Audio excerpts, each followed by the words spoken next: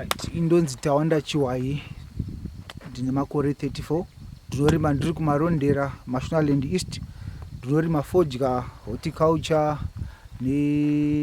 seed maize seed beans. Ndiri munhu akabva kuchikoro chekurima. Nezvi tiri kurima muminda yatiri kukumbira kana kuti yatiri kulisa. Dambudziko richizenge riri kuti unenge usina guarantee yekuti uchagara panguva yakadii uchiita investments panguva shoma shoma ubvapo. Muzuva ranhasi takasangana nedambudziko rekuti takarohwa nehailstorm. Ndine 25 hectares dzefodya panapa irrigated crop yatakadyara first week raSeptember. Tatakutasira kutanga kuityora next week. Nezuro kuma4 yakarohwa nechimvuramabwe.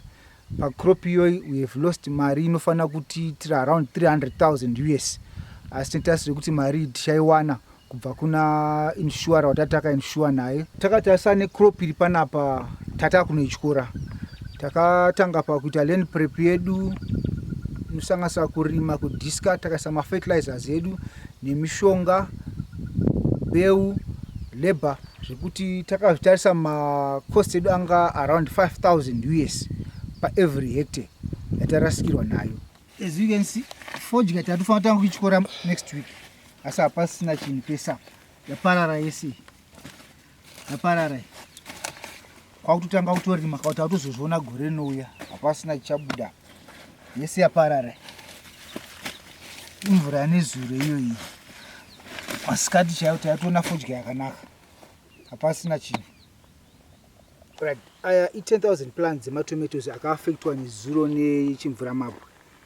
As you can see, mamwe acho atoparara kudai. Mamwe acho anga ane maruva akawanda asi pesa hapasisina akadonhedzwa nechimvuramabwe. Asi taita luck rekuti madomasi edu anga akafidwa zvakanaka chaizvo.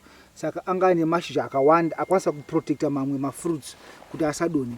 Matomatoes angu i30,000 plants ndinotengesera mumarket yekuMarondera kana kuendesa kuMbare. Matambudziko atiri kuwanzosangana nawo ndeyekuti madomasi ari kuwandisa. So at times market inenge yakadzikira. Ende tine zvimwe zvirwere zvatiri kusangana nazvo zviri kutinetsa nemamwe mapesi zvekuti ritori dambudziko.